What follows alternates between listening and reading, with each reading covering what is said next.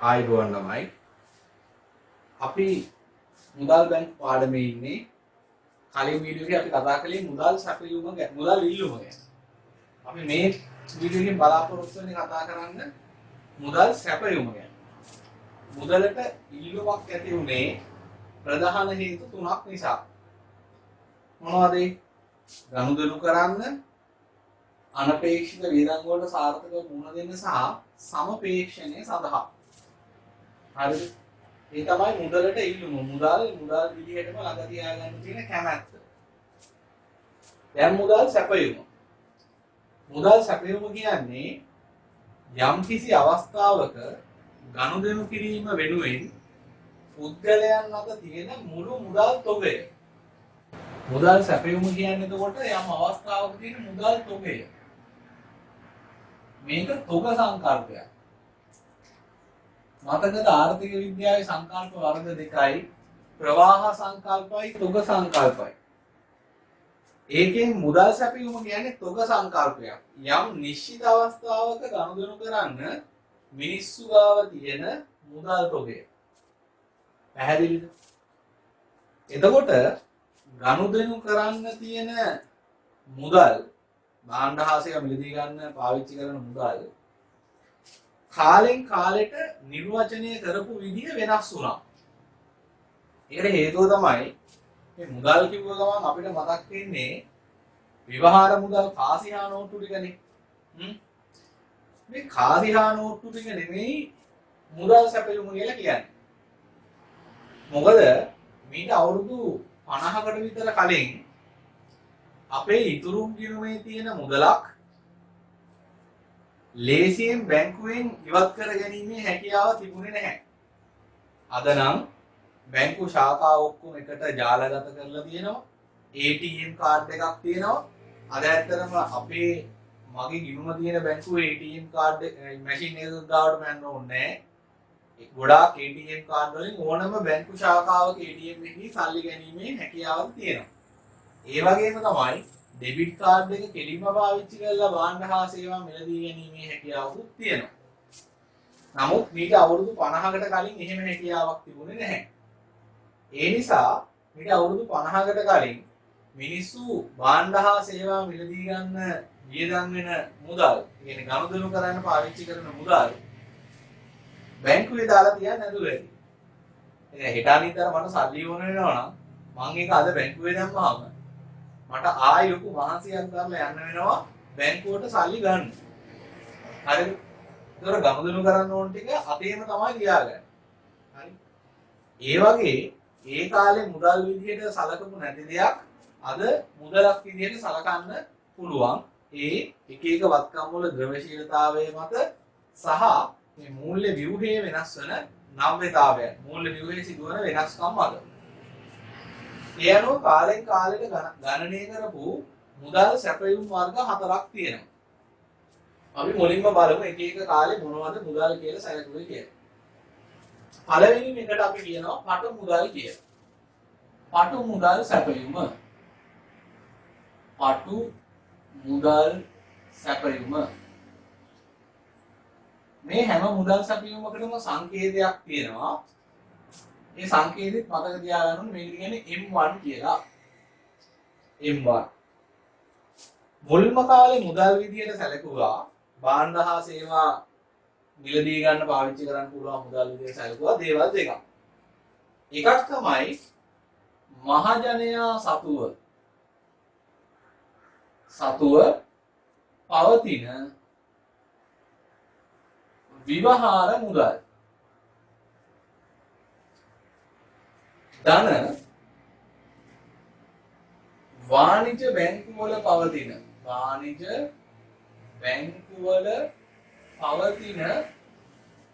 මහජනයා සතු ඉල්ලුම් තැන්පත්. එහෙම නැත්නම් ජංගම ගිණුම් ශේෂ.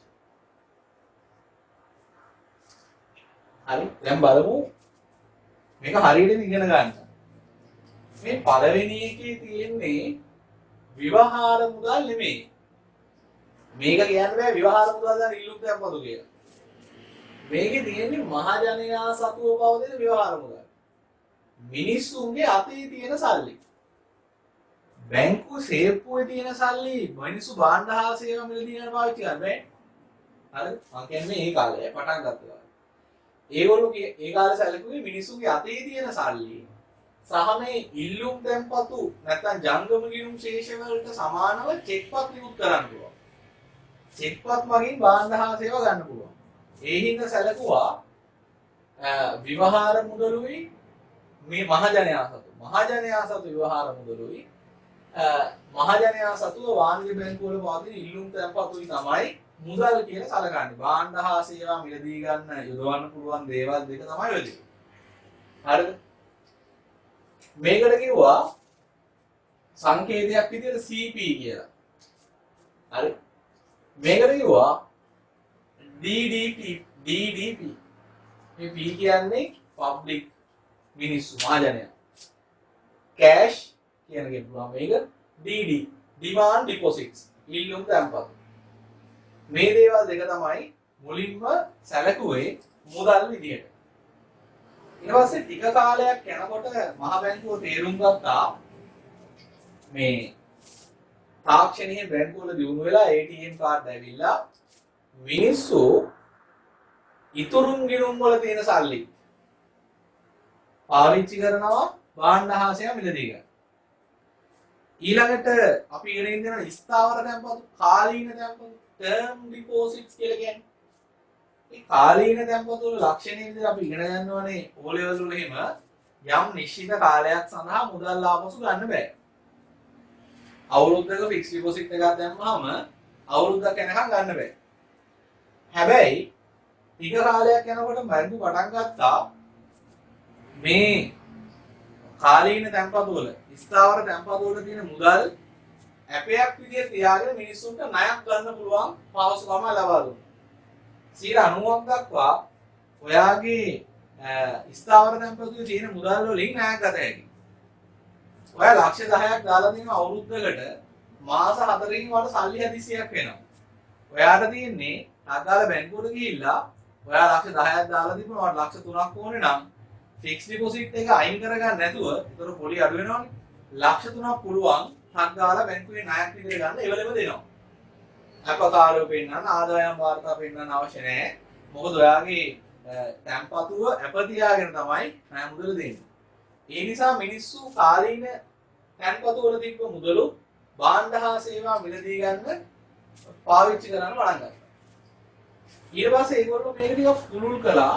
පුළුල් කරලා නමක් දැම්මා පුළුල් මුදල් සැපයුම. පුළුල් මුදල් සැපයුම. ඒකට යා කිව්වා M2. M2 වලට M1 වල තිබ්බ සංරචක දෙකම ඇතුළත්. M1 උත් ගත්තා. අමතරව එකතු කළා මහජනයා සතුව වාණිජ බැංකු වල පවතින වාණිජ බැංකු වල පවතින කාලීන හා ඉතුරුම් තැන්පතු. කාලීන කියන්නේ ස්ථාවර තැන්පතු. කාලීන හා ඉතුරුම් තැන්පතු. ඒතර M1 වලට අලුතෙන් එකතු කරපු එකට අපි කියනවා මේක M1යි TSD term and savings deposits P public. හරි. දැන් මෙතනක් තියෙන වචනයක්. දැන් මේ ඉල්ලුම් තැන්පතු නම් තියෙන්නේ වාණිජ බැංකු වල විතරයි. හැබැයි කාලීන හා ඉතුරුම් තැන්පතු වාණිජ බැංකු වල විතරක් නෙමෙයි තියෙන්නේ. බලපත්‍රලාභී විශේෂිත බැංකු වලක් තියෙනවා. ජාතික ඉතිරි කිරීම බැංකු වගේ NSB වගේ මුදල් සමාගම් වල මූල්‍ය සමාගම් වලක් තියෙනවා. LB finance, CDB finance company. ඒවත් ඒ කාලේ අද තරම්ම නැති වුණත් ටිකක් තිබුණා. හරිද? හැබැයි ඒවා ඒගොල්ලෝ ඇතුළත් වෙලේ නැහැ M2 මුදල් සැපයුම. ඒකට හේතුවක් තිබ්බා. එකක් තමයි ඒවා ප්‍රමාණාත්මකව ගත්තොත් පොඩ්ඩයි. බැංකු කීපයක්ද තිබ්බේ? විශේෂිත බැංකු සහ මුදල් සමාගම්. අනිත් එක තමයි මේ විශේෂිත බැංකු වල සහ මුදල් සමාගම් වල වාණිජ බැංකු වලට වඩා තැන්පතු වෙනුවෙන් ගෙවන පොලිය වැඩි. පැහැදිලිද? සහ ඒවයින් මිනිස්සුන්ව දිරිමත් කරන්නේ සල්ලි පුළුවන් තරම් නොගෙන ඉන්න. හරිද? ගොඩක් වෙලාවට ඒ කාලෙ විද්දී වාණිජ බැංකු තරම් තාක්ෂණීය දියුණු නැහැ අනිත් බැංකු වල. හේතුව තාක්ෂණීය දියුණු වෙනවා කියන්නේ මිනිස්සුන්ට තමන්ගේ ගිණුමේ තියෙන මුදල් ටික පාවිච්චි කරන්න පුළුවන් අවස්ථා වැඩි කරනවා කියන එකනේ. දැන් ATM කාඩ් එකක් දෙනවා කියලා කියන්නේ බැංකුවට සල්ලි ගන්න යන්න ඕනේ නැහැ. බැංකුවේ තියෙන සල්ලි අපිට ඕන තැනක ඉඳන් වියදම් කරන්න පුළුවන්. ඒ කියන්නේ අපේ තියෙන සල්ලි ටික වියදම් කිරීමේ හැකියාව වැඩි කරලායි මේ දෙන්නේ. එතකොට විශේෂිත බැංකුවල සහ මුදල් සමාගම් වල අරමුණ උනේ මිනිස්සු ඉතිරි කිරීමට පෙළඹවීම නිසා ඒගොල්ලෝ මේ තාක්ෂණීය මුල් කාලේදී වැළඳගත්තේ නැහැ. සහ වාණිජ බැංකු ලබා දුන්න අර පහසුකම් ටික ATM කාඩ් එක වෙන්න පුළුවන්, ස්ථාවර සම්පතු මත ණය දෙන එක වෙන්න පුළුවන්. ඒවා මුල් කාලේ තිබ්බේ නැහැ. ඒ නිසා ඉතිරි කිරීමේ සහ විශේෂිත බැංකු වගේම මූල්‍ය ආයතන මේ මුදල් සමාගම් වල තිබ්බ තැන්පතු ගනුදෙනු කරන්න පාවිච්චියට ආවේ නැහැ. ඒ නිසා ඒක අතුලත් වෙලේ නැහැ. කොහොම ටික කාලයක් යද්දී විවෘත ආර්ථිකයේම ඇවිල්ලා ලංකාවේ මිනිස්සු ගොඩාක් පිටරට සේවය කරන්න යන පටන් ගත්තා. මේ පිටරට සේවය කරන්න යනකොට ඒගොල්ලන්ට විවෘත කරන්න දෙනවා ගිණුමක් NRFC කියලා. අනේවාසික විදේශ විවහාර ගිණුම. non resident foreign currency. අනේවාසික විදේශ. අනේවාසික කියන්නේ එයා මෙහෙ නෙමෙයි ඉන්නේ. එයා පිටරටක වැඩ කරන්නේ. විදේශ විවහාර foreign currency. මේ ගිණුමේ මුදල් තියෙන්නේ රුපියල් විදිහට නෙමෙයි. විදේශ විවහාර මුදලක් විදිහට. ඩොලර් විදිහට, පවුම් විදිහට, දිනාර් විදිහට. ඒ වගේ විදේශ විවහාර මුදලක් විදිහට. හරිද? ඒ වගේම තමයි මේ කාලේ විවෘත ආර්ථිකය ආව නිසා ආනයන අපනයන කටයුතු වැඩි වුණා. ඒ නිසා බැංකු හැම එකක්ම වෙනම තියාගෙන ගියා විදේශ විවහාර බැංකු ඒකකයක්. FCBU foreign currency banking unit එකක්. ඒ හරහා තමයි තමන්ගේ විදේශ විවහාර ගනුදෙනු ටික කරේ. දැන් මේ පිටරටවල වල ගිය මිනිස්සු තමන්ගේ වැටුපෙහින් ලබලා ලංකාවේ NRFC ගිණුමකට ප්‍රේෂණය කරනවා. හරිද? මුල් කාලේ මහ බැංකුව කිව්වා මේකක සල්ලි දාන එකේ සාමාන්‍ය ඉදුරුම් ගිණුමක සල්ලි දාන එකට වඩා වාසියක් තියෙනවා. එකක් තමයි සාමාන්‍ය විදිහටම මේ ගිණුමටත් අපිට වගේ පොලියක් හම්බ වෙනවා. දෙවෙනි එක තමයි මේකේ මුදල් තියෙන්නේ විදේශ විවහාර මුදල් ඒකක වලින් නිසා විනිමය අනුපාතය වැඩි වෙනකොට තවත් ප්‍රතිලාභයක් හම්බ වෙනවා. උදාහරණයක් හිතන්න මේකට අද ඩොලර් 100ක් දානවා කියලා. අද ඩොලරයට රුපියල් 100යි. හරිද? මේක ගන්න නැතුව අවුරුද්දක් හිටියොත් ඔයාලට හම්බ වෙනවා 105ක පොලියක්. ඒ කියන්නේ දැන් මේ account එකේ ඩොලර් 100යි පොලිය 105යි කියන්නේ ඩොලර් 5යිනේ. ඒක ඩොලර් 105ක් තියෙනවා. එදා විනිමය අනුපාතය හිතන්න ඩොලරයක් රුපියල් 130යි කියලා. ඒතකොට මේ සල්ලි ටික අවුරුද්දකට පස්සේ ගත්තොත් එයාට ඇත්තටම ඩොලර් 5ක් නෙමෙයි විතරක් නෙමෙයි වැඩි වෙන්නේ. ඩොලර් 105 එදාට එයා ගන්න 130න්. හැබැයි යා මේක තැන්පත් කළේ 100යි. ඩොලර් 105ට රුපියල් 30 ගානේ ප්‍රතිලාභයකුත් හම්බ වෙනවා. ඒ නිසා මිනිස්සු මේ වගේ ගිණුම් වලින් සල්ලි එළියට ගන්න උත්සාහ කරන්නේ පුළුවන් තරම් කා මේ වගේ ගිණුමක සල්ලි තියන්න උත්සාහ කරන්නේ. ඒ නිසා මහ බැංකුව කිව්වා මේවා මුදල් සැපයුමට ගන්න ඕනේ නැහැ මොකද මේවා මිනිස්සු ගනුදෙනු කරන්න පාවිච්චි කරන්නේ නැහැ කියලා. හැබැයි ඇත්තටම ලංකාවේ මිනිස්සු පිටරට සේවය කරන්න යන්නේ ලංකාව ඇතුළේදී ඒගොල්ලන්ට ආදායම් ඉපීමේ මාර්ග සීමිත නිසා. ගොඩාක් මිනිස්සු යන්නේ එක්ක ගෙයක් හදාගන්න. එහෙම නැත්නම් සල්ලි ටිකක් ඉතුරු කරගෙන ඉන්න. එහෙම නැත්නම් මෙහි රස්සාවක් නැති නිසා. ඒ වගේ නිසා තමයි පවුල කෙනෙක් රට යන්නේ. ඒ හින්දා කොච්චර ප්‍රතිලාභයක් තිබුණත් පවුලේ වියදමට සල්ලි ටිකක් ඒගොල්ලෝ රුපියල් බවට පත් කරගන්නවා. පැහැදිලිද? මහ බැංකුව හිතපු එක 100%ක් නිවැරදි නෑ. ටික කාලයක් ගිහින් මහ බැංකුව කිව්වා අපි එහෙනම් මේ NRFC වල තියෙන අර රුපියල් බවට පත් වෙන භාණ්ඩ හා සේවා බව මිලදී ගන්න යොදා ගන්න කොටස විතරක් මුදල් සැපයුමට එකතු කරමු කියලා එයා කිව්වා. අපි උපකල්පනය කරමු මේකෙන් 150ක් භාණ්ඩ හා සේවා වලට මිලදී ගන්න යොදවනවා. ඒ කියන්නේ රුපියල් බවට පත් වෙනවා.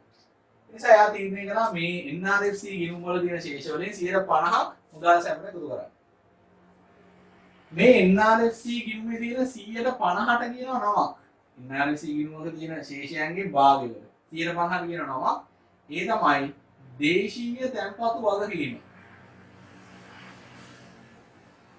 දේශීය තැන්පතු වගකීම. මේ වචනේ මතක තියාගන්න ඕනේ. හේතුව තමයි ගානක ඔයාට දුන්නොත් එහෙම NRFC ගිණුම් වල තියෙන ශේෂය මෙච්චරයි කියලා. මුදල් සැපයුමට ගන්න ඕනේ ඔය ඒකෙන් 150ක් විතරයි. NRFC ගිණුම් වල තියෙන ශේෂයෙන් 150යි මුදල් සැපයුමට ගන්න. ඒ 150ට තමයි දේශීය තැන්පතු වගකීම කියන්නේ. ගානක තිබුණොත් එහෙම අනේවාසික විදේශ විවහාර ගිණුම් වල පවතින දේශීය තැන්පතු වගකීම කියලා. ඒ තියෙන්නේම 150 තමයි. ඒ නිසා ආයි එකකින් 150ක් ගන්න බෑ. තේරුණාද කිව්වේ? NRFC ගිණුම් වල තියෙනවෙන් ගන්නේ ලංකාව ඇතුලේ රුපියල් බවට පත් වෙන 150 විතරයි. ඒ ලංකාව ඇතුලේ රුපියල් බවට පත් වෙන 150ට කියනවා නමක් දේශීය තැන්පතු වගකීම. හරිද? දේශීය තැන්පතු වගකීම. ඒතර ගානක තිබ්බොත් NRFC ගිණුම් වල තියෙන දේශීය තැන්පතු වගකීම කියලා ඔයා දැනගන්න ඕනේ ඒ තියෙන්නේ 150ම තමයි. එහෙනම් ආයි එකකින් 150ක් ගන්න බෑ. NRFC ගිණුම් වල තියෙන මුළු ශේෂය තිබ්බනම් අන්න එකෙන් 150ක් ගත්තා නම් හරි. පැහැදිලිද කතාව? හරි. ඊළඟට ලංකාවේ බැංකු වල තියෙන විදේශ විවහාර බැංකු වේගක වල තියෙන මුදලු අපි එකතු කරනවා. මොකද මේ මුදල් රුපියල් බවට පරිවර්තනය වෙනවා. හේතුව තමයි ලංකාවේ ආර්ථිකයට අලුතෙන් එකතු වෙන ඩොලර් ප්‍රමාණයට මහ බැංකුව මුදල් අච්චු ගන්නවා. මොකද අපි ඩොලර් එනකොට රුපියල් එළියට යනකොට ඒ වටිනාකමට අලුතෙන් ඩොලර් මේ රුපියල් මුද්‍රණය කරනවා. ඒ නිසා මුදල් සැපීම තව ටිකක් පුළුල් වෙනවා. හැබැයි දෙවෙනි එකේදී දාලා තිබ්බ වචනයක් පුළුල් කියලා. දැන් තව පුළුල් කරන්න බෑ. ඒ නිසා අයගේ වචනයක් හැදුවා ඒකාබද්ධ පුළුල්. ඒකාබද්ධ පුළුල් මුදල් සැපයීම. M2B ගන්නකොට උඩ තිබ්බ M2 වල තිබ්බ ඔක්කොම ගත්තා. M2 කියන්නේ M1 සහ මහජනතාව සතු වාණිජ බැංකුවල පවතින කාලීන හා ඉතුරු තැන්පත්. නැවත M1 කියන්නේ CP දන DDP. එතකොට M2 කියලා ගත්තාම CP තියෙනවා, DDP තියෙනවා, TSDP තියෙනවා. තුනක් තියෙනවා. මේ අලුතෙන් එකතු කරනවා දේවල් දෙකක්. ඒ තමයි අනේවාසික විදේශ විවහාර ගිණුම් වල තියෙන ඒවායින් 50%යි. ඊළඟට විදේශ විවහාර බැංකු වේගක වල තියෙන දේශීය නේවාසිකයන්ගේ තැන්පත් FCB. හරි. සංකේත වලින් කියනවා නම් අපි කියනවා M2 ධන TSD NRFC කියන එක කාලීන හරි එහෙම නැත්නම් ඉතුරු තැන්පතු විදිහට හරි NRFC ධන RD ඒ කියන්නේ residence deposits කියන ඒවා FCBU. හරි. එතකොට කාලය තව ටිකක් ගෙවිලා යද්දී කාලය ඔහොම ගෙවිලා යනවා. යනකොට මහ බැංකුවට තේරෙනවා දැන් තවත් තියෙනවා භාණ්ඩ හා සේවා මිලදී ගන්න යොදවන මුදල් කියලා අඳුර ගන්න පුළුවන් දේවල්. ඒක කොහොමද එයා දැනගත්තේ? දැන් ඔයා බැලුවොත් වර්තමානයේ වෙනකොට බලපත්‍රලාභී විශේෂිත බැංකු උනත් තාක්ෂණයෙන් ඉස්සරහට ගිහිල්ලා ඒගොල්ලෝ ඩෙබිට් කාඩ් දීලා ඉන්ටර්නෙට් බැංකින් දීලා ඒගොල්ලන්ගේ ATM මේ ඩෙබිට් කාඩ් වලින් අන්තර්ජාල ගණන් කරන්න පුළුවන්. ඊළඟට භාණ්ඩ හා සේවා මිලදී ගන්න පුළුවන්. ඊට පස්සේ ගත්තොත් මූල්‍ය සමාගම් වුණත් ඒගොල්ලෝ ඔය පහසුකම් ඔක්කොම ටික දීලා දැන් වාණිජ බැංකු සහ මූල්‍ය සමාගම් විශේෂිත බැංකු කියලා අතර ලොකු වෙනසක් අපිට දකින්න නැහැ. ඒ නිසා මිනිස්සු තමන්ගේ එදිනෙදා ගනුදෙනු කරන්න අවශ්‍ය මුදල් තියාගෙන යනවා විශේෂිත බැංකු වල සහ මේ මුදල් සමාගම් වල. ඒ හින්දා දැන් අපි මේ වාණිජ බැංකු වල විතරක් තියෙන කාලීන හා ඉතුරුම් තැන්පතු එකතු කරගෙන හරියන්නේ නැහැ මුදල් සැපයීමට. අපි එකතු කරගන්න වෙනවා බලපත්‍රලාභී විශේෂිත බැංකුවල තියෙන ඒවායි ලියාපදිංචි මූල්‍ය සමාගම් වල නැත්නම් මුදල් සමාගම් වල තියෙන කාලීන හා ඉතුරුම් තැන්පතු. ඒකට අපි කිව්වා ඉතා පුළුල් මුදල් සැපයීම. මොකද පුළුල් කියන නම දාලා තියෙන්නේ. ඉතා පුළුල් මූල්‍ය සමස්තය කියලා කියනවා. මේක අඳුර ගන්න පුළුවන් හරියක සම සංකේතය. විභාගෙදී වාට මුදල් සැපයීමක් ගැන කියනවා නම් අනිවාර්යයෙන්ම සංකේතය දෙනවා. ඒ නිසා සංකේතයෙන් මතක තියාගන්න. මේකට කරන්න ඕනේ M2B වලට එකතු කරන්න ඕනේ බලපත්‍රලාභී විශේෂිත බැංකුවල මහජනයා සතු කාලීන හා ඉතුරුම් තැන්පතු. කාලීන හා ඉතුරුම් තැන්පතු. ධන ලියාපදිංචි මුදල් සමාගම් වල මහජනයා සතු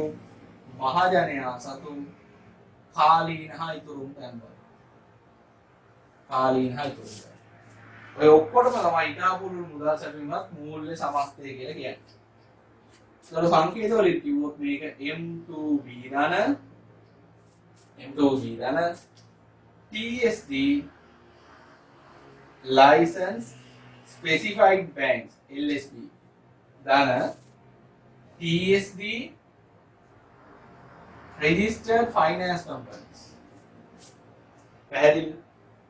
හරි. ඔන්න අද වෙද්දි තියෙන පුළුල්ම මුදල් සැපයීම. ඉතා පුළුල් මුදල් සැපයීම. මේක පටුයි. පැහැදිලි මේක පටුයි. මේ ඔක්කොම විවිධ ස්වරූපයේ පටු මුදල් මේ පුළුල් මුදල් සැපයීම. මේකත් පුළුල්, මේකත් පුළුල්, මේකත් පුළුල්. මෙයාට වඩා මෙයා පුළුල්. මේකට වඩා මෙයා හුඟක් පුළුල්. පැහැදිලිද? හරි.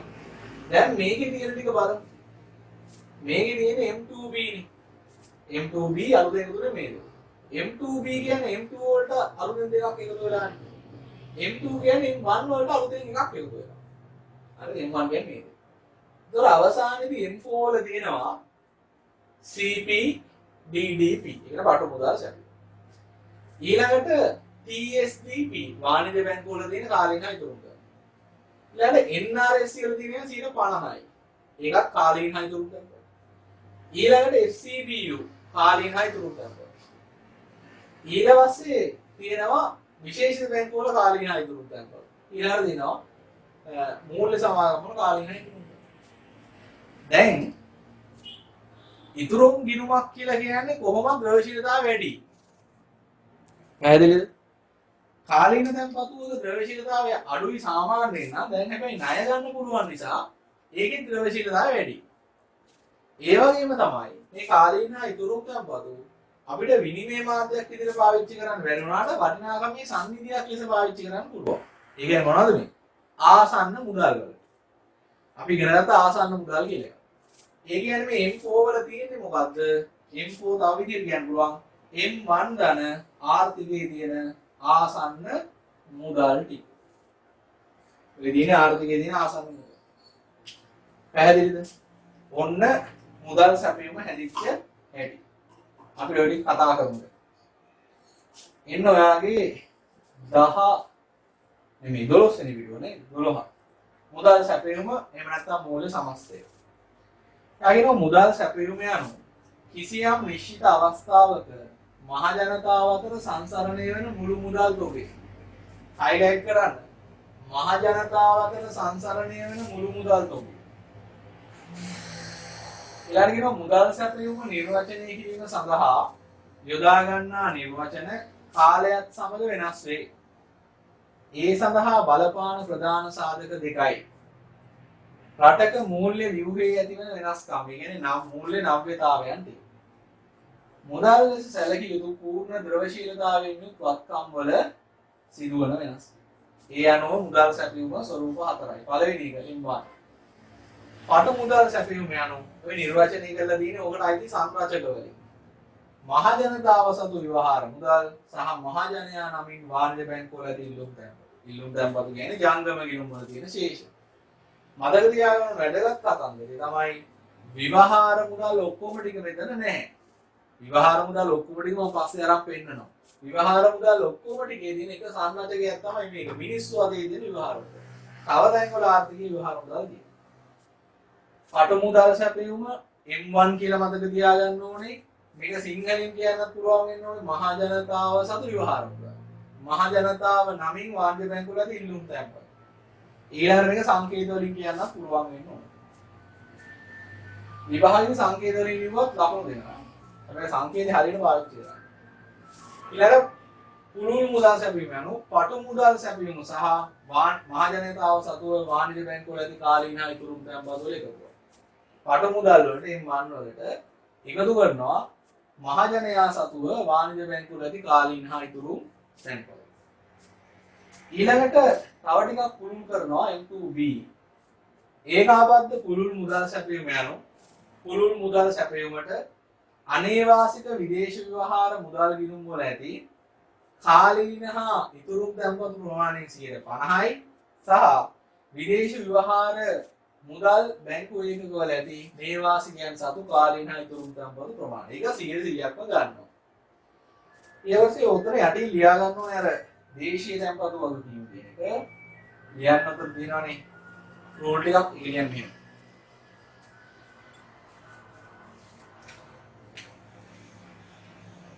අනේවාසික විදේශ ව්‍යවහාර මුදල් ගිණුම් වල අනේවාසික විදේශ ව්‍යවහාර මුදල් ගිණුම් වල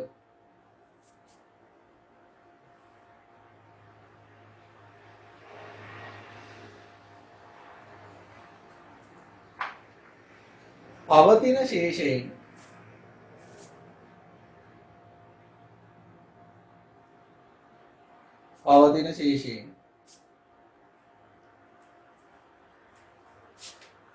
මුදල් සැපයීමට ඇතුළත් කරන්නේ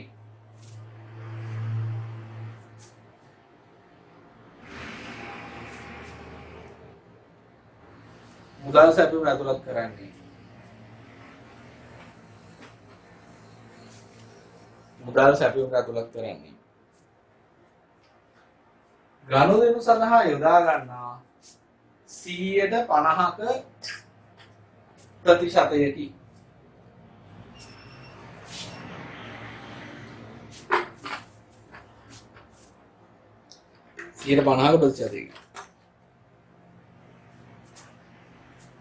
එම ගනුදෙනු සඳහා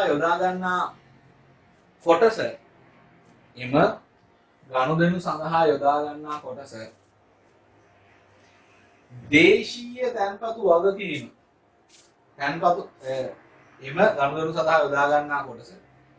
දේශීය තැන්පතු වගකීම ලෙස හැඳින්වේ. දේශීය තැන්පතු වගකීම ලෙස හැඳින්වේ.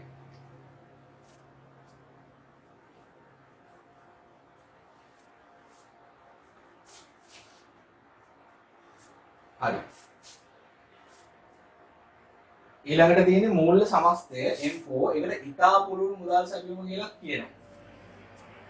ඒකාබද්ධ පුළුල් මුදල් සැපයීමට එකතු කරන්න ඕනේ දේවල් දෙක බලපත්‍රාභී විශේෂිත බැංකුවල ඇති මහජන සතු කාලීන හා ඉතුරු තැන්පතු සහ ලියාපදිංචි මුදල් සමාගම් වල තියෙන කාලීන හා ඉතුරු තැන්පතු. මූල්‍ය සමස්තය M2B TSD LSB ධන TSD RXD. යටින් ලියන්න මෙන්න මේක. M4 සමානයි ඔය රූල් ටිකක් තියෙන M4 සමානයි පටු මුදල් සැපයීම ධන M4 සමානයි පටු මුදල් සැපයීම ධන ආර්ථිකයේදී ආසන්න මුදල්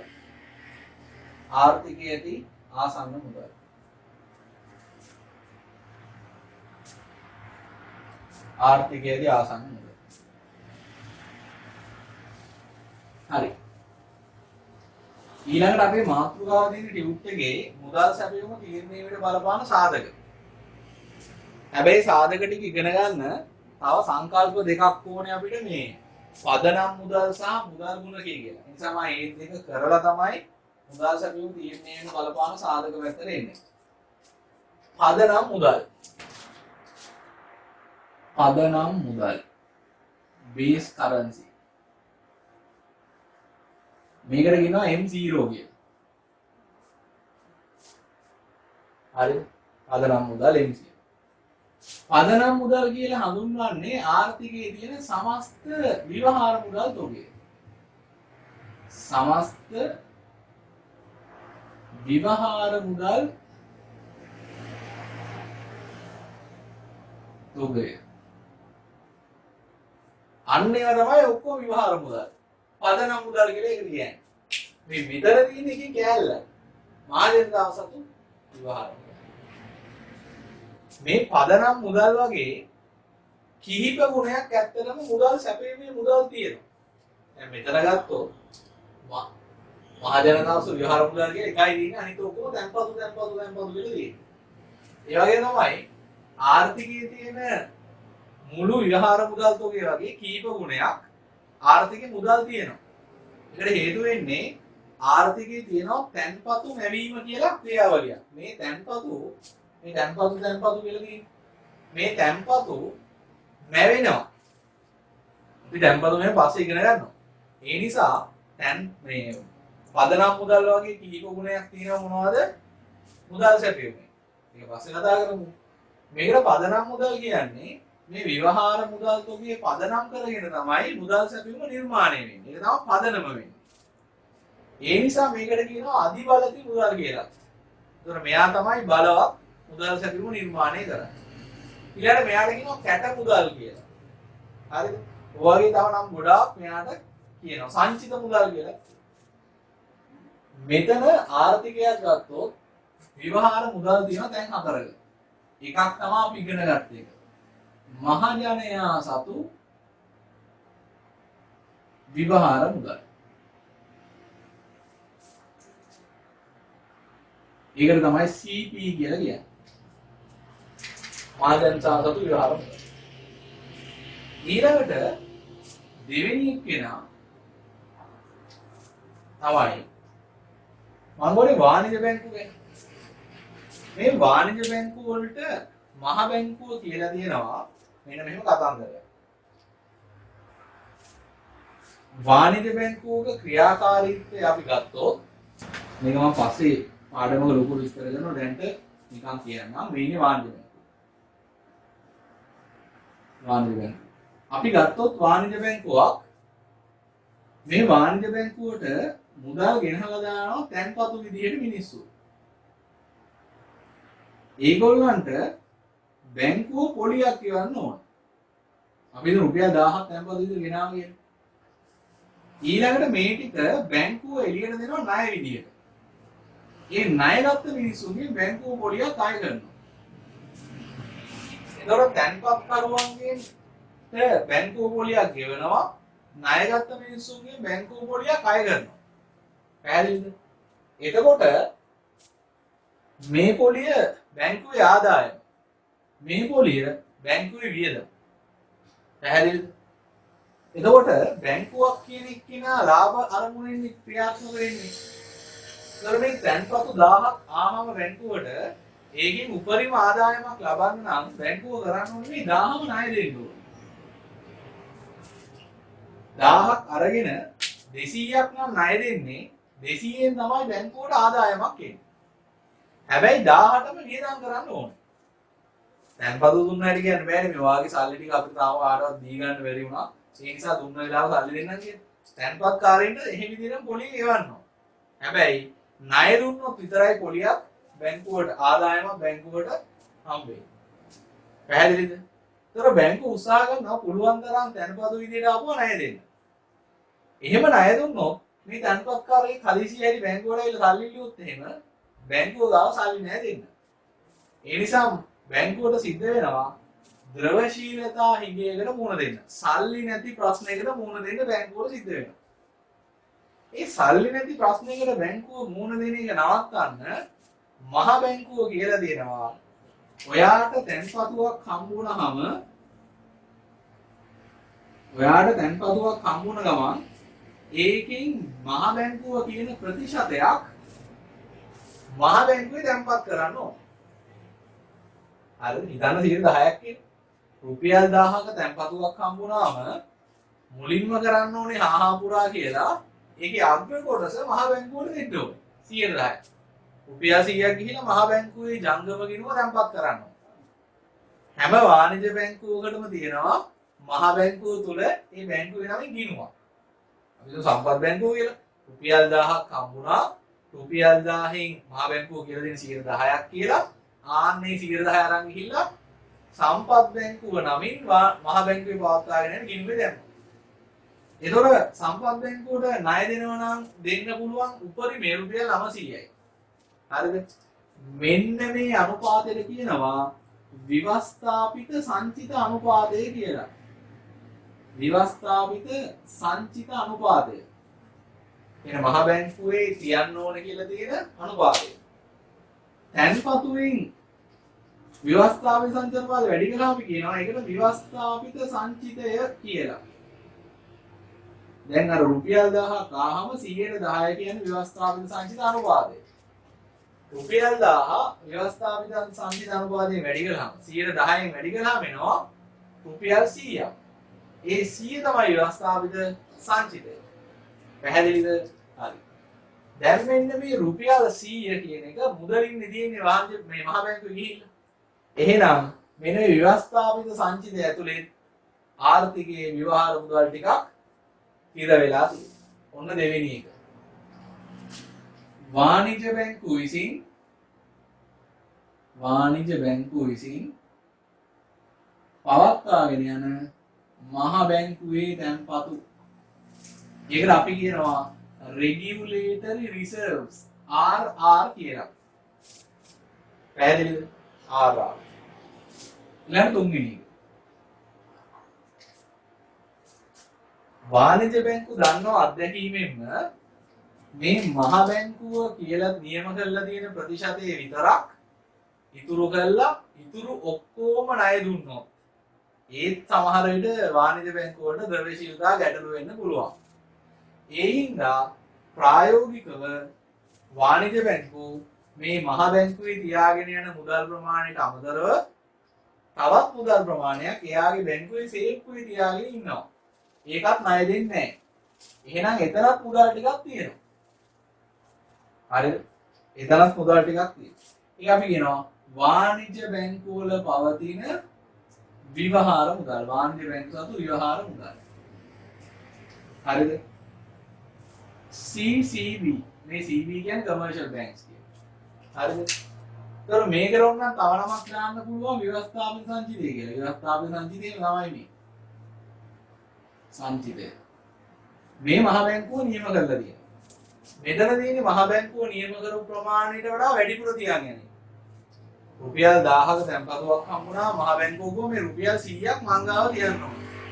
ඔන්න ඒක තිබ්බ සම්පත් බැංකුව. සම්පත් බැංකුව තමත් හිතනවා ඉතුරු 900ම දුන්නත් අපිට ද්‍රව්‍යශීලතා ගැටලුව වල ඉන්න පුළුවන්. ඒක අපි තව 50ක් විතර අපි ගාවත් තියාගමු. ඒ 50ට කියන්නේ වාණිජ බැංකුව සතු ව්‍යවහාර මුදල්. ඒක ව්‍යවස්ථාපිත සංචිතයේ ඉක්මවා පවත්වාගෙන යන එකක් නිසා අපි ඒකට කියනවා අධි සංචිතය කියලා. අධි සංචිතය. ව්‍යවස්ථාපිත සංචිතයයි අධි සංචිතය. ඊළඟ හතර තව සමහර රාජ්‍ය නියෝජිත ආයතන තියෙනවා. මම කියන නියෝජිත ආයතන කාර්යයන් නියෝජිත ආයතන වල තියෙනවා මහා බැංකුවේ පවත්වාගෙන යන තැන්පතු. ඒකට කියනවා deposits other institutions DOI. ඔන්න ඕවා තමයි ආර්ථිකයේ තියෙන සමස්ත විවහාර මුදල් තොගේ. මේ තමයි ඔක්කොම. පැහැදිලිද? දැන් ඔයාලට පේනවා මේකේ එකක් තමයි මුදල් සැපයුමේ තියෙන්නේ. මොකද මුදල් සැපයුමේ තියෙන්නේ ගනුදෙනු සඳහා යොදා ගන්න මුදල්. මේ එකක්වත් ගනුදෙනු කරන්න පාවිච්චි කරන්නේ නැහැ. ඒ ආර්ථිකයේ හිර වෙලා තියෙන සත්‍ය. පැහැදිලිද? හරි. මුලින්ම පදනම් මුදල් ටික නිර්වචනය කරගමු. ඔයාගේ ටියුට් එකේ 15 වෙනි පිටුව කිසියම් රටක සමස්ත මුදල් සැපයීමට පදනම සපයන මහා බැංකුව සතු ඍජු මූල්‍ය වගකීම්. හරිද? හයිලයිට් කරන්න මුදල් සැපයීමට පදනම සපයන මහා බැංකුව සතු ඍජු මූල්‍ය වගකීම් කියන එක. පදනම් මුදල් වශයෙන් හැඳින්වේ. එනම් යම් අවස්ථාවක රටක පවතින සමස්ත ව්‍යවහාර මුදල් තොගය. highlight කරන්න සමස්ත ව්‍යවහාර මුදල් තොගය. මේවා හඳුන්වන වෙනත් නම් අධිබලති මුදල්, සංචිත මුදල්, කැට මුදල්. සංරචක හතරයි. මහජනයා සතු ව්‍යවහාර මුදල් CP එක හරි. වාණිජ බැංකු සතු ව්‍යවහාර මුදල් ඒකේ CCB කියන එකේ CB කියන එක මේ යටින් ඕනේ ඉන්න. CB කියන එක යටින් ඕනේ ඉන්න. ඒක ඉස්සරහෙන් වරහන් ඇතුළේ ලියා ගන්න අධිසංචිතය කියලා. අධිසංචිතය. හැබැයි ඒවා මුදල් පදනම් මුදල් වල සංරචක ලියනකොට ලියන්න එපා අධිසංචිතය කියලා. ඔයා ලියන්න ඕනේ වාණිජ බැංකු වල පවතින වාණිජ බැංකු සතු ව්‍යවහාර මුදල්. තුන්වෙනියා වාණිජ බැංකුව විසින් මහා බැංකුවේ පවත්වාගෙන යන තැන්පතු RR ඒක හරි. ඒකේ වරහන් ඇතුළේ ලියන්න ඕනේ ව්‍යවස්ථාපිත සංචිතය කියලා. හරි. ඊපස්සේ කියන රාජ්‍ය නියෝජිත ආයතන මහා බැංකුවේ පවත්වාගෙන යන ලබන තැන්පතු. හරි. දැන් ඕකේ තිබ්බ වචනයක් නිර්වචනයේදී මහා බැංකුවේ ඍජු මූල්‍ය වගකීම්. ඒ මොකක්ද? දැන් අපි එතනින් තව ඉස්සරහට යනවා. මහා බැංකුවේ ඍජු මූල්‍ය වගකීම්. දැන් පදනම් මුදල් කියන්නේ සමස්ත ව්‍යවහාර මුදල් තොගයනේ. ආර්ථිකයේ ඉන්නවද මහා බැංකුව ඇරුණාම තවත් ව්‍යවහාර මුදල් නිකුත් කරන්න බලය තියෙන ආයතන. එහෙම නැහැ. ඒ නිසා මෙන්න මේ සංරචක හතර එකතුව මේ තියෙන සංරචක හතර. මේ සංරචක හතර එකතුව මහා බැංකුව නිකුත් කරපු මුළු මුදල් තොගයට සමාන වෙන්නේ. මහා බැංකුව ආර්ථිකයට නිකුත් කරපු සමස්ත මුදල් තොගය තමයි සමස්ත ව්‍යවහාර මුදල් එහෙම නැත්නම් පදනම් මුදල් කියලා තියෙන්නේ. එයා හැරෙන්න වෙන කවුරුත් මුදල් නිකුත් කරන්නේ නැහනේ ආර්ථිකයට. හැදෙන්නේ. එතකොට එයා නිකුත් කරපු මුදල් නිකන් මහ ජනතාවට යනවද? මහා බැංකුව සල්ලි අච්චු ගහුවා මේවා නිකන් අපේ ගෙදෙට්ට එනවද? මහා බැංකුවේ ලොරියක් එක බෙදාගෙන යනවා. එහෙම යන්නේ නැහැ. ඒවා වාණිජ බැංකුව වල නිකන් එනවද? රාජ්‍ය නියෝජිත ආයතන වල නිකන් එනවද? නැහැ. අපි මොකක් හරි ආර්ථික ක්‍රියාකාරකමක් කරලා මේ මහා බැංකුව නිකුත් කරලා තියෙන මුදල් වලින් කොටසක් අපි සතු කර ගන්නවා. එහෙම තමයි මේ මහා බැංකුව නිකුත් කරපු මුළු මුදල් තොගය එක එක ආයතන එක එක පාර්ශ්වයන් වෙත ගිහිල්ලා තියෙන්නේ. පැහැදිලිද? හරි. එතකොට දැන් මහා බැංකුව මේක නිකුත් කළාට මේක ඒකේ එකක්වත් මහා බැංකුවට අයිති නෑ. මේ මුදල් ටික දැන් ආර්ථිකයේ වෙන වෙන කට්ටිය අයිති කරගෙන තියෙන්නේ. පැහැදිලිද? එතකොට හිතන්නකො මං ගාව තිබ්බ රුපියල් 1000ක් ඉරුණයි කියලා. ඒ රුපියල් 1000 මම අරගෙන තියෙන්නේ මගේ ළඟට ඇවිල්ලා තියෙන්නේ මං වටින දෙයක් දීලා ආර්ථික ක්‍රියාකාරකම නිරත වෙලා. එතකොට මං ඒ රුපියල් 1000 ඉරුණා නම් මට අයිතියක් තියෙනවා මහා බැංකුවේ 1000 දීලා අලුත් 1000ක් ගන්න. පැහැදිලිද? ඒ නිසා අපි කියනවා මේ මහා බැංකුව නිකුත් කරපු මුදල් ටික මහා බැංකුවට වගකීමක් කියලා. හරිද? මහා බැංකුව නිකුත් කළාට පස්සේ මේවා එක එකයි අයිති කර ගන්නවා. ඒක මහා බැංකුවට ආයි වගකීම. පැහැදිලිද? ඒ නිසා තමයි පදනම් මුදල් වලට අපි නිර්වචනය කරන ඕනේ මහා බැංකුව සතු ඍජු මූල්‍ය වගකීම් කියන්නේ. දැන් මේ හතර තමයි මහා බැංකුව මේ හතර තමයි පදනම් මුදල් වල සංරචක. අපි මේ හතරම දැන් මහා බැංකුවේ ශේෂ පත්‍රයෙන් ගන්නයි යන්නේ. මේ තියෙන්නේ මහා බැංකුවක ශේෂ පත්‍රය. මහා බැංකුවේ ශේෂ පත්‍රය. සාමාන්‍යයෙන් මේක ගිණුමක් විදිහට හදලා තියෙන නිසා මේ පැත්තට මම දානවා වත්කම් මේ පැත්තට මම දානවා වගකීම්. හරිද? දැන් මං කියවනේ මහා බැංකුව නිකුත් කරපු මුදල් මේ හතර මහා බැංකුවට වගකීම. ඒ නිසා වගකීම් පැත්තේ තමයි තියෙන්නේ මහජනයා සතුව තියෙන සතු විවහාර මුදල් CP. හරිද? වාණිජ බැංකුවල තියෙන ව්‍යවහාර මුදල් CCB. ඊට පස්සේ වාණිජ්‍ය බැංකු මහ බැංකුවේ පවත්වාගෙන යන තැන්පතු. මහ බැංකු තැන්පතු. ඒකට අපි කියනවා RR. අනෙකුත් ආයතන මහ බැංකුවේ පවත්වාගෙන තැන්පතු. ඒකට කියනවා DOI. ඔන්න මහ බැංකුව නිකුත් කරපු මුදල් ටික මහ බැංකුවට වගකීම. තවත් තියෙන මහ බැංකුව වගකීම. හරිද? එකක් තමයි මහ බැංකුවේ තැන්පත් කරලා දිනවා රජයේ සතු තැන්පත්. ඒවා රජය ඉල්ලුවාම දෙන්න ඕන. ඒකට අපි දාමු DG deposits government central bank කියලා කියන්නේ CB දා. හරි. ඊළඟට මහ බැංකුව තවත් වගකීමක් තියෙනවා. මහ බැංකුව අරගෙන තියෙනවා විදේශ ණය. විදේශ ණය. ණය කියන්නේ වගකීමක්. ඒතකොට ඒකට අපි දාමු foreign borrowings CB. අනිකුත් වෙනත් වගකීම් other liabilities CB. මෙන්න මහ බැංකුවේ සමස්ත වගකීම් ප්‍රමාණය. දැන් බලමු මහ බැංකුවේ වත්කම් මොනවද? මහ බැංකුවට එන්න තියෙන්නේ මොනවද? වාණිජ්‍ය බැංකු වලට මහ බැංකුව සමහරවිට ණය දෙනවා. වාණිජ්‍ය බැංකු වලට දුන් ණය. ණය වලට ඇඩ්වාන්සස් දැන් CB දාන්න බෑනේ. ඒක සෙන්ට්‍රල් බැංක් එකේ කියන්නේ.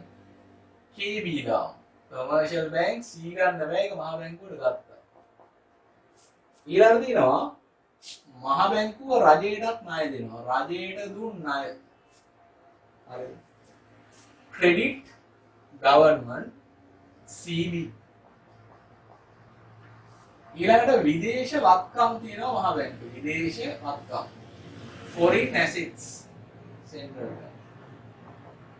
ඊළඟට වෙනත් වත්කම් other assets.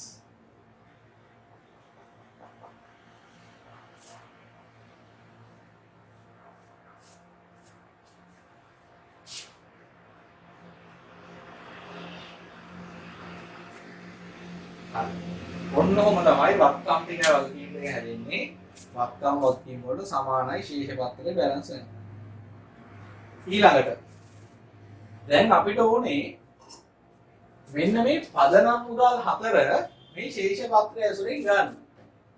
ඉතින් ගන්න පුළුවන් මේ පළවෙනි හතර ගත්තාම. එහෙමනේ දැන් අපි අද අරන් තියෙන්නේ. මම දැන් මේක අරන් පෙන්නනවා වෙන ක්‍රමයකට. හරි වෙන ක්‍රමයකට අරන් පෙන්නනවා. දැන් බලන්න මේ හතර අයින් කළාම මේ පැත්තේ තියෙනවා 3ක්. මේ පැත්තේ තියෙනවා 4ක්. හරිද? ඒ වගේම තමයි මේ පැත්තේ තියෙන වගකීම් විනාය මහ බැංකුවේ දාපුවා. මේ පැත්තේ තියෙන්නේ විනායට මහ බැංකුව දුන්නේ. ඒවත් කරන්න. මෙතන තියෙන 3ට අනුරූපී ඉලක්කම් 3ක් තියෙනවා මෙතන. මේ බලන්න. මෙතන තියෙන්නේ රජයේ මහ බැංකුවේ දාපු සල්ලි.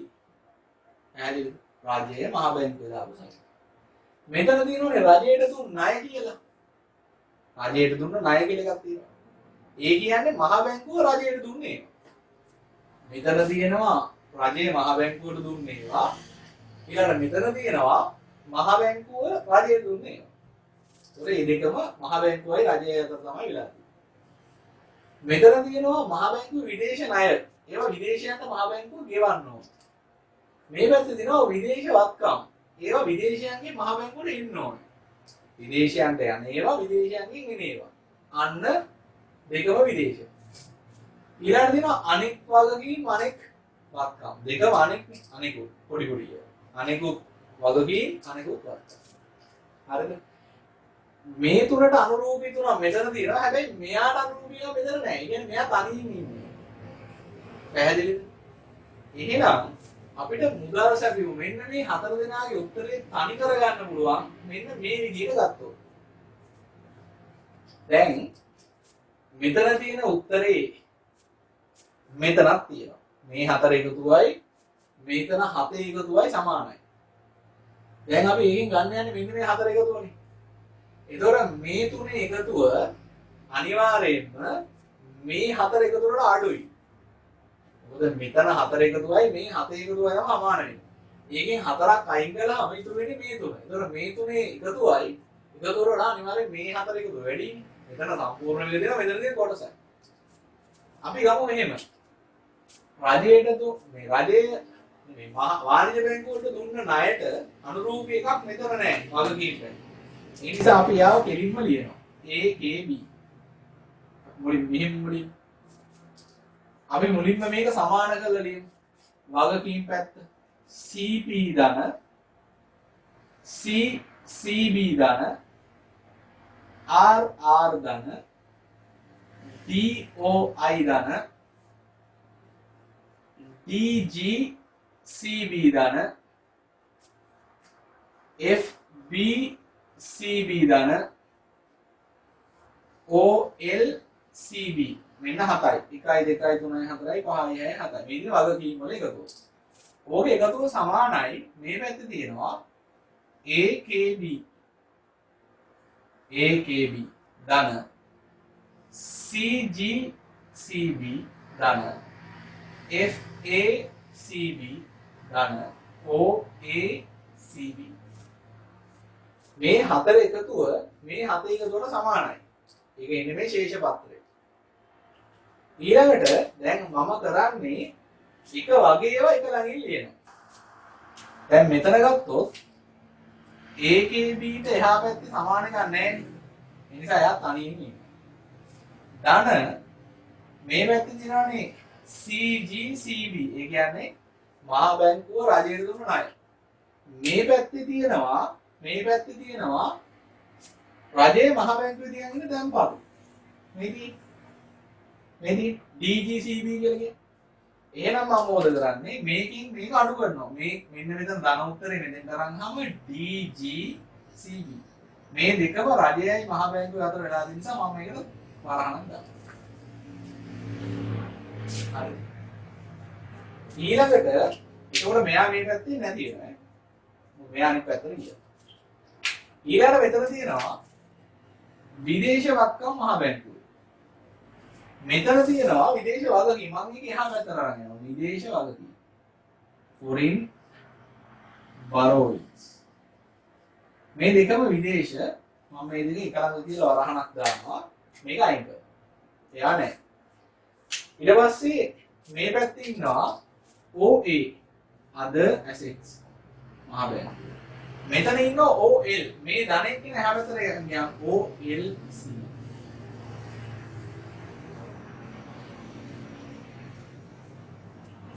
දැන් මෙයක් නැහැ. හරිද? දැන් මේ පැත්තේ ඉතුරු වෙනවා මොනවද? CP ධන CCB ධන RR ධන DOI. මේ තියෙන්නේ අපි හොයන පදනම් මුදල්. හරිද? දැන් මෙතන තියෙනවා බලමු. මේකට වෙන කියන්න එකක් නැහැ. එයා තනියනේ. එයාව එහෙමම ලියන්නේ. AKB. මේකට කිව්ව හැකි මෙන්න මේ දෙකට. මේ තියෙනවා රජයට දුන්න ණය. මහා බැංකුව රජයට දුන්න ණය. ඒකෙන් අඩු කරලා දෙනවා රජයේ මහා බැංකුවේ තියන් ඉන්න රජයේ තැන්පතු. ඒ නිසා මේකට කියන්න පුළුවන් රජයට දුන්න සුද්ධ ණය. මහා බැංකුව රජයට දුන්න සුද්ධ ණය. මොකද ණය වලින් තැන්පතු අඩු කරලා තියෙන්නේ සුද්ධ ණය. මේකට කියනවා මෙතන සුද්ධ විදේශ වත්කම් වල විදේශ වගකීම් අඩු කරලා දෙන. ඒ නිසා මහා බැංකුවේ සුද්ධ විදේශ වත්කම් ධන මෙතන තියෙනවා අනිකුත් වත්කම් වලින් අනිකුත් වගකීම්. අනිකුත් සුද්ධ වත්කම්. මහා බැංකුවේ අනිකුත් සුද්ධ වත්කම්.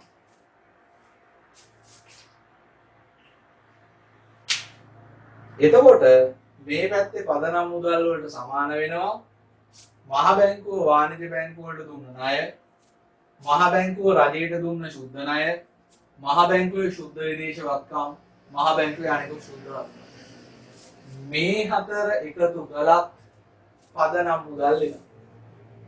පැහැදිලිද? ඔතන ශේෂ පත්‍රය දීලා තියෙනවා. ඊළඟ යටින් කොටු දෙකක් දීලා තියෙනවා. ඔයා පළවෙනි කොටුවේ මෙන්න මේක ලියාගන්න. මේ තියෙන්නේ පළවෙනි පේජිය. මේක ලියන්න. මේක ලියන්න පළවෙනි පේජිය. දෙවෙනි කොටුවේ මේක ලියන්න. දෙක. යටින් මෙන්න මේ නම් ටික දාලා තියාගන්න. මේ තුන. තුන්වෙනි කොටුවක් නැහැ. දෙවෙනි කොටුවේ පල්ලෙහා ඒක ලියාගන්න.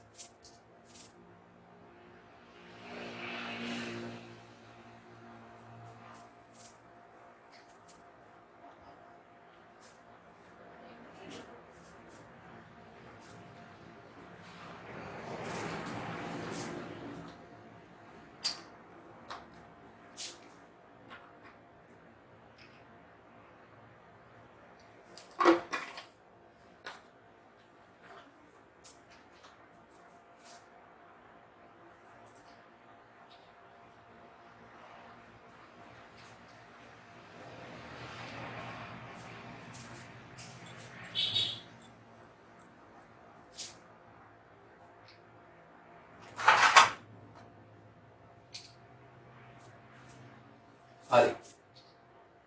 වෙලාව වුණනම් තව වීඩියෝ එක නවත්තලා මේක හරියටම ලියා ගන්න. ඊළඟට බැලුවොත් 16 වෙනි පිටුවට කියලා දෙනවා මහ බැංකුවේ ශේෂ පත්‍රයට අනුව පදනම් මුදල් පහත පරිදි ගණනය කරන්න පුළුවන් කියලා මීඩියා දෙලා තින්නේ. මහ බැංකුවේ ශුද්ධ දේශීය වත්කම්. මහ බැංකුවේ ශුද්ධ දේශීය වත්කම් කියන්නේ මෙන්න මේ දෙක. මහ බැංකුව රජයට දුන්න ණයයි මහ බැංකුව රජයට දුන්න ශුද්ධ ණයයි මහ බැංකුව වාණිජ බැංකුවට දුන්න ණයයි. මේ දෙක තමයි දීලා තියෙන්නේ අනුඅංක විදියට. ඊළඟ මහ බැංකුවේ ශුද්ධ විදේශ වත්කම් මහ බැංකුවේ වෙනත් ශුද්ධ වත්කම්. වෙනත් ශුද්ධ වෙන්න ඕනේ. ශුද්ධ වචනේ නෑ. තුන්වෙනි එකේ මහ බැංකුවේ වෙනත් ශුද්ධ වත්කම් වෙන්න ඕනේ. ඒ කියනවා ඉහත අයිටම් වල ශුද්ධ වත්කම් වැඩි වෙනකොට. ඒතර මේකට කියන්න පුළුවන් මහ බැංකුවේ ශුද්ධ දේශීය වත්කම් කියන්නේ. මේ දින ශුද්ධ විදේශ වත්කම් අනිකුත් ශුද්ධ වත්කම්. මේවා වැඩි වෙනකොට මුදල් සැපයීම වැඩි වෙනවා. මේවා අඩු වෙනකොට පදනම් මුදල් ප්‍රමාණය අඩු වෙනවා. මුදල් සැපයීමේ පදනම් මුදල් ප්‍රමාණය. ඊළඟට අපි බලන්න යන්නේ මුදල් ගුණකය. මුදල් ගුණකය. මං කිව්වා ආර්ථිකයක පදනම් මුදල් වගේ කිහිප ගුණයක් මුදල් සැපයීමට අතුලත් වෙනවා. මුදල් ගුණකය.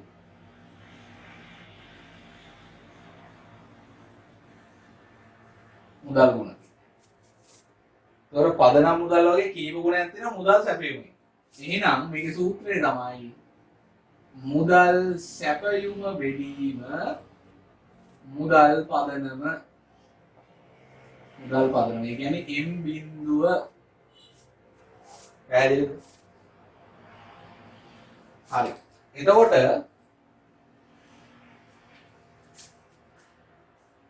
මුදල් සැපයුම් කියව හැකි m කියලා. m1 ද 2 ද 2b ද 4 ද කියන එක අපි හදන අවස්ථාවල වෙනස් වෙනවා. මේකට අපි m බිඳුව කිව්වා. ඒ වගේම මේකට h කියලා කියනවා. h. m බිඳුව ගත්තා h කියලා ගත්තා. මුදල් ගුණකය කියනවා සිම්පල් k. Simple k. පැහැදිලිද? හරිද? එතකොට අපිට මුදල් සැපයීමකට සමීකරණයක් හදන්න පුළුවන්. m මුදල් සැපයීම සමානයි මොකද්ද? h වැඩි කිරීම k. පදනම් මුදල වගේ කීප ගුණයක් මුදල් ගුණකය. ඒ අනුව මුදල් ගුණකය කියන්නේ මුදල් සැපයීම පදනම් මුදල් වලින් බෙදුවාම වෙන උත්තර. ඔයාට m1 වලට අදාළ වන මුදල් ගුණකය හොයන්න ඕනේ. එතකොට අපි කියනවා k m1. එතකොට ඔයා දාන්න ඕනේ මුදල් සැපයීමට m1. මේකට කොහොමද m බිඳුව නැත්නම් h. මේකට m2 වලට අදාළ මුදල් ගුණකය හොයන්න ඕන නම් මුදල් සැපයීමට m2 දැම්මා බෙදුවා m බිඳුවේ. m2b වලට අදාළ එකක් දැම්මා ඕනේ නම් m2b වෙදීම m බිඳුව. m4 වලට එකක් ඕන නම් m4 වෙදීම m බිඳුව. හරිද? මුදල් ගුණකය. එහා පැත්තේ තියෙනවා 16 වෙනි පිටුවේමයි ආර්ථිකයේ මුළු මුදල් සැපයුම හා පදනම් මුදල් අතර සම්බන්ධය මුදල් ගුණකයෙන් දැක්වේ. හයිලයිට් කරන්න. මුදල් සැපයුම සහ පදනම් මුදල් අතර සම්බන්ධය මුදල් ගුණකයෙන් දැක්වේ. රටේ සමස්ත මුදල් සැපයුම මුදල් පදනමෙන් කීප ගුණ කියන්නේ හයිලයිට් කරන්න. මුදල් සැපයුම මුදල් පදනමෙන් කීප ගුණයකින්. ඒක සමීකරණයක් ලිව්වොත් අපිට ලියන්න පුළුවන් මුදල් සැපයුම නැත්නම් M සමානයි පදනම් මුදල් වැඩි කිරීම මුදල් ගුණය. M සමානයි H බෙදීම K. H වැඩි කිරීම K. මුදල් ගුණකය සහ මුදල් පදනම අතර සම්බන්ධතාවය අනුව මුදල් ගුණකය පහත පරිදි ගණනය කරන්න පුළුවන්. හරිද? එතකොට මුදල් ගුණකය සමානයි K මුදල් සැපයුම බෙදීම පදනම් මුදල්. ඒක පරාණ ඇතුළේ ලියා ගන්න. අකුරෙනුත් ලියන්න සංකේත දාලා ලියන්න. ඊට පස්සේ ශ්‍රී ලංකාවේ මුදල් සැපයුම ආකාර කීපයකට ගණනය කරන නිසා මුදල් ගුණකයක් M1, M2, M2B සහ M4 විදිහට ගණනය කරන්න පුළුවන්. මෙතන උදාහරණ දෙකක් දීලා තිනවා. M1 මුදල් ගුණකය හොයනවා නම් M1 බෙදීම පදනම් මුදල්, M2 මුදල් ගුණකය හොයනවා නම් M2 බෙදීම පදනම් මුදල්. විභාගයේදී වාට හොයන්න ඕන මුදල් ගුණකය කියනවා. එහෙම නැත්නම් ඒ ගානේ දීලා තියෙන මුදල් සැපයුම අදාළ මුදල් ගුණකය හොයන්න. ඒ ගානේ තියෙන්නේ ඔයාලා දීලා තියෙන ගාන තියෙන්නේ M1 නම් ඔයාට බෑනේ M2 මුදල් ගුණකය හොයන්න. ඒක ඔයා මුදල් ගුණකයේ කියලා හොයන්න ඕනේ M1 මුදල් ගුණකය. හරි. දැන් අපි යමු අපි මගහැරලා ආපු කොටසට. අපි මගහැරලා ආන්නේ මුදල් සැපයුම කෙරෙහි බලපාන සාධක කියලා එක. අන්න දෙන්න යන්න. ඒකේ නෝට් එක ලියා ගන්න ඕනේ. දැන් මේකේ සාධක ටික හොයාගන්න අපිට ලේසි. මුදල් සැපයුම කෙරෙහි බලපාන සාධක. මුදල් සැපයුම. මුදල් සැපයුම හැදෙන්නේ කෑලි දෙකකින් කියලා දැන් අපි ඉගෙන ගත්තා. එකක් තමයි පදනම් මුදල්. මේක වැඩි වෙනවා මුදල් ගුණකයේ. මේ දෙකේ වැඩි වෙලා තමයි මුදල් සැපයුම හැදෙන්නේ. ඒ නිසා පදනම් මුදල් තීරණය වෙන්න බලපාන සාධකයි මුදල් ගුණකයේ තීරණය වෙන්න බලපාන සාධකයි ඔක්කොම මුදල් සැපයුම තීරණය වෙන්න බලපාන.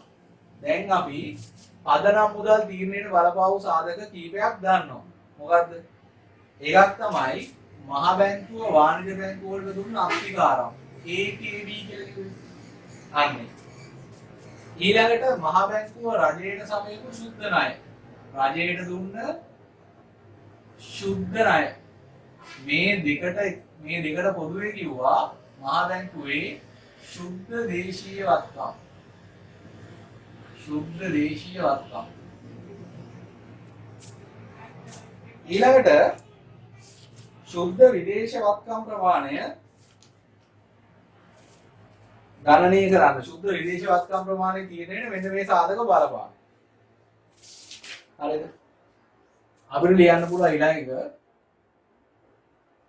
මහ බැංකුවේ සුද්ධ විදේශ වත්කම්. ඊළඟ එක වෙනත් සුද්ධ වත්කම්. ඔන්න ඔය ටික බලපානවා පදනම් මුදල් තීරණය වෙන්නේ. ඊළඟට මුදල් ගුණකයේ කෙරෙහි බලපානවා. ඒ කියන්නේ කොච්චර පදනම් මුදල් වගේ මුදල් තියෙනවා. එකක් විවස්ථාපිත සංචිත අනුපාතය. අර මහ බැංකුවේ දාලා තියෙන අනුපාතය විවස්ථාපිත සංචිත අනුපාතය.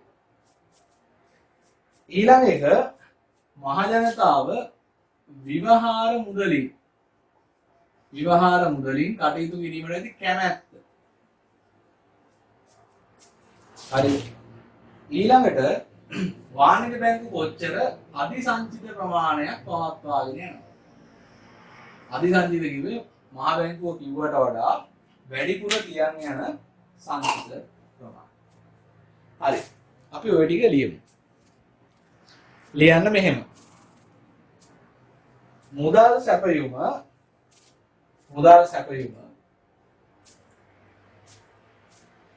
පදනම් මුදල් ප්‍රමාණය සහ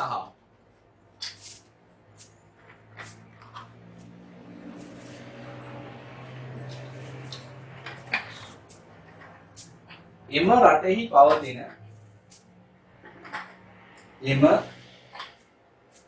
ආර්ථිකයේ පවතින මුදල් ගුණකය මත තීරණය වේ. මුදල් ගුණකය මත තීරණය වේ. ඊට පස්සේ අනුමාතෘකාවක් දාන්න. අනුමාතෘකාවක් පදනම් මුදල් ප්‍රමාණය තීරණය වීමට බලපාන සාධක. පදනම් මුදල් ප්‍රමාණය තීරණයට බලපාන සාධක. එකක් යට එකක් ලියන්න. පළවෙනි එක මහ බැංකුව විසින් වාණිජ බැංකුවලට ලබා දුන් අත්තිකාරම් කියන්නේ ණය. මහ බැංකුව විසින් වාණිජ බැංකුවලට ලබා දුන් අත්තිකාරම්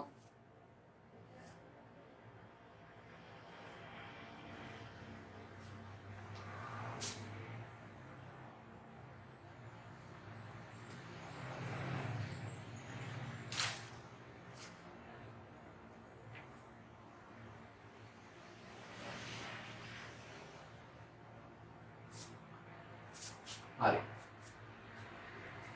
ඊළඟට දෙවෙනි අංක දෙක මහ බැංකුව විසින් රජයට ලබා දුන් සුද්ධ ණය. මහ බැංකුව විසින් රජයට ලබා දුන් සුද්ධ ණය.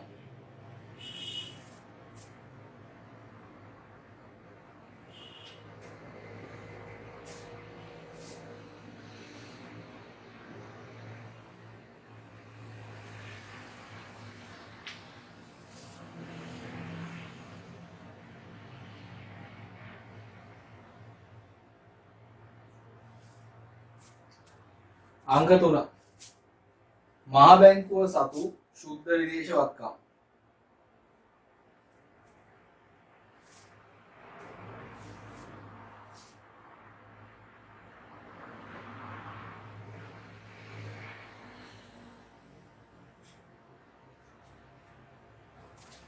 අංක 4 මහ බැංකුව සතු වෙනත් ශුද්ධ වත්කම්.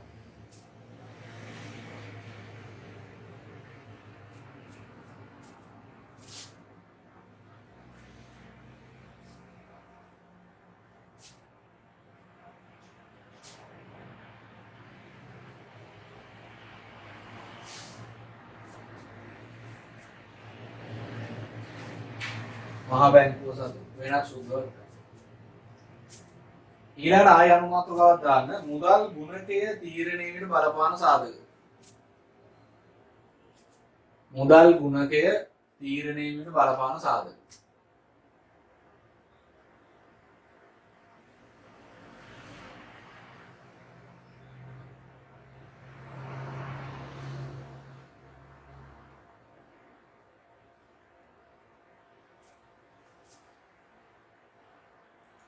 ඒක හරියට ලියන්න. එක ව්‍යවස්ථාපිත සංචිත අනුපාතය. ව්‍යවස්ථාපිත සංචිත අනුපාතය. ඒකට ළමයි කියනවා සිම්පල් ලාභ කියලා. ව්‍යවස්ථාපිත සංචිත සිම්පල් ලාභ. ව්‍යවස්ථාපිත සංචිත අනුපාතය කියන්නේ මේ ඊළඟ ටියුට් එකේ අපි සෑහෙන කතා කරනවා. අපි මේ පාඩමේ එක කොටසක් නෙමෙයි ටියුට් එකෙන් කතා කරන්නේ. ඊළඟ කොටසේදී ලොකුවට කතා කරනවා. ඊළඟට දෙක මහජනතාව විවහාර මුදලින් ගනුදෙනු කිරීමට ඇති කැමැත්ත. මහජනතාව විවහාර මුදලින් ගනුදෙනු කිරීමට ඇති කැමැත්ත. ඒ තමයි අංක 2. අංක 3 වාණිජ බැංකුව විසින් පවත්වා ගන්නා අධිසංචිත ප්‍රමාණය. වාණිජ බැංකුව විසින් පවත්වා ගන්නා අධිසංචිත ප්‍රමාණය.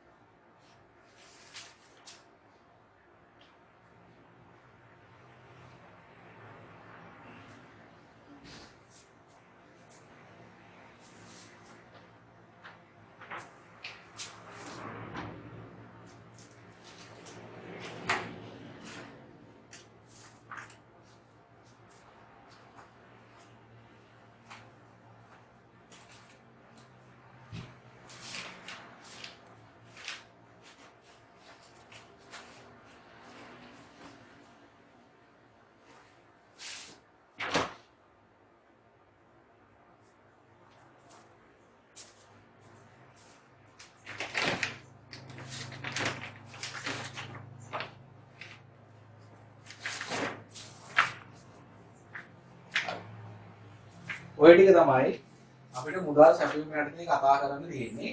එතකොට මුදල් කියන කොටස මේ පාඩම ඉවරයි. මේ පාඩමේ නම මුදල් බැංකු මිල මට්ටම්නේ. මුදල් කියන කොටස ඉවරයි. ඊළඟට අපි මේ පාඩමේ කතා කරන්නේ මිල මට්ටම කියන එක.